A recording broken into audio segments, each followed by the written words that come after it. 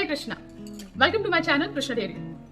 If this is your first time watching this video or visiting the channel, then don't forget to subscribe to it.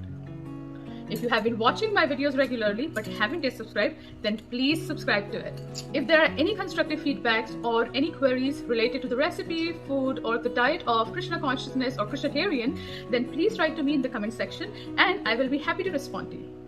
One more thing I wanted to inform is that I recently published a cookbook which is around 348 recipes with 400 images. So that particular book is available in paperback and hardcover format. And also multiple digital copies of this book is available. If you're interested in buying it, then I have shared the link in the description. And also there will be book review available, for which I have also shared a link in the description. So now let's proceed towards the recipe.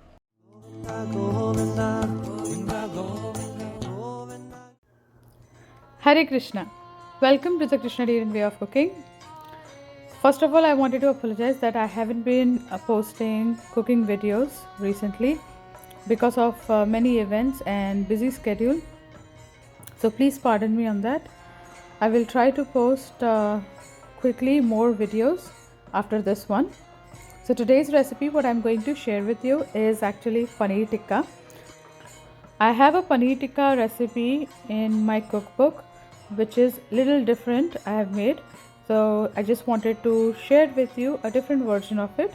So I've made it with two methods. One is an air fried method, which was the previous clip, and this is actually a baked method. Just a little bit modification of the ingredients and made it healthy by not frying it or anything, just baking it. If you have your own tandoori oven or baking oven, then this is a go-to recipe.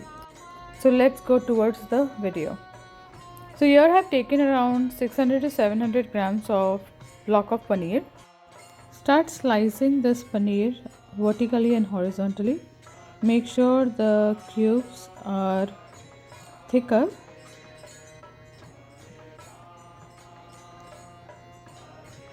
Now I'm going to again slice in between. So just have to divide it like that, and then around 2 inches of block you need. Don't make the blocks too small. This is exactly what we want. Now after that, this is colored bell pepper. You can either use red, orange or yellow. I have used red and green bell peppers. This is little sweeter because this is a little bit ripened one, and the green one is kind of unripe. So these are the sizes we need for the bell pepper. I'm going to do the same with the green one. Now here I have tomato. So adding tomato to this paneer tikka skewers is good because tomatoes are juicy, and when they marinate with the spices and the yogurt, then they just taste extra good. So this will be a very nice addition.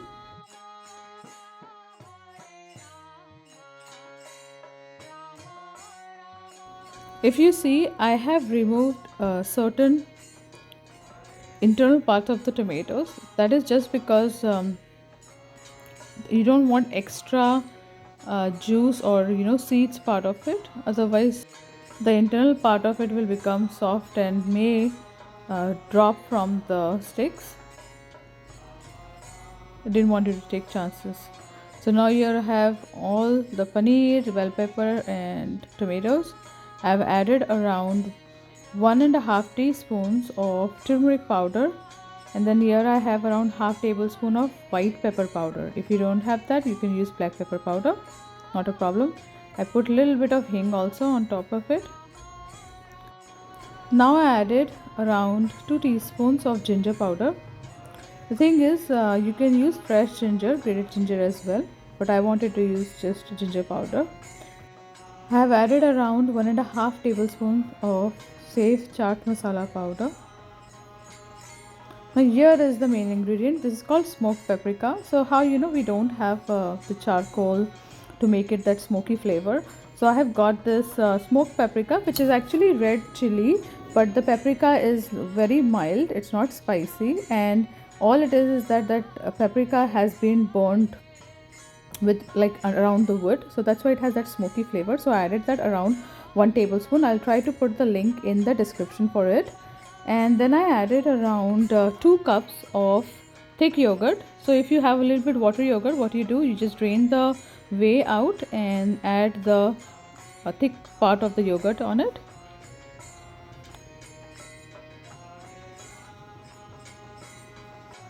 Now I added around 1 tablespoon of salt.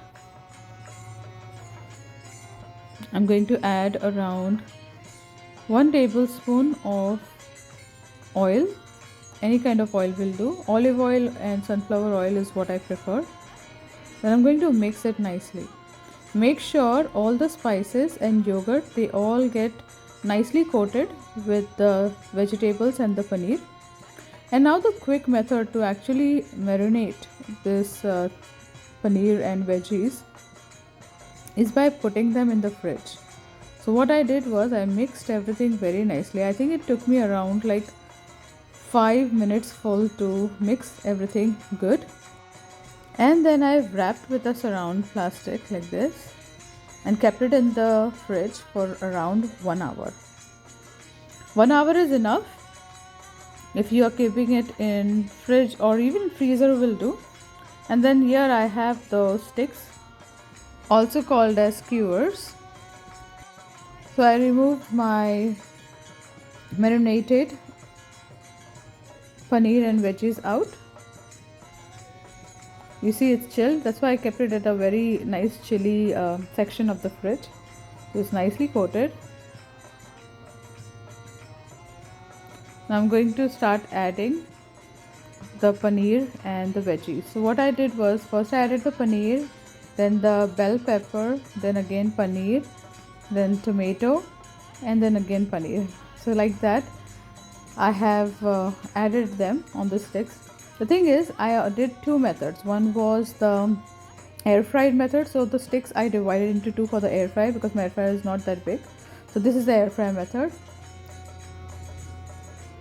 And in the baking method I made it a little bit longer, like the actual size. So in this air fryer, which is a very nice air fryer I have, I'll try to put a link of this in the description as well if you can find it in India.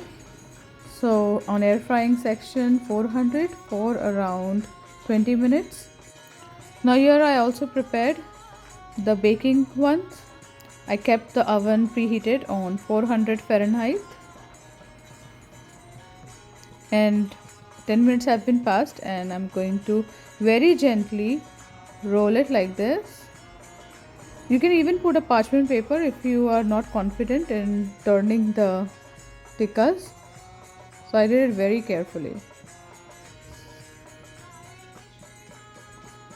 So after doing this, I again let it cook for another 10 minutes, which was perfect. So the air fryer method is ready here. I did the same with the baking one. I let it bake for 15 minutes one side and the other side again. I baked it by turning them.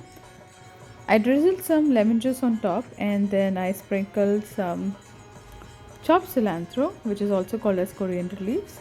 Let me show you the baked version. This is how it is done. Baked on 400 Fahrenheit for around 25 minutes, both the sides. Doing the same with it. The best thing about this tikka is that they look so colorful.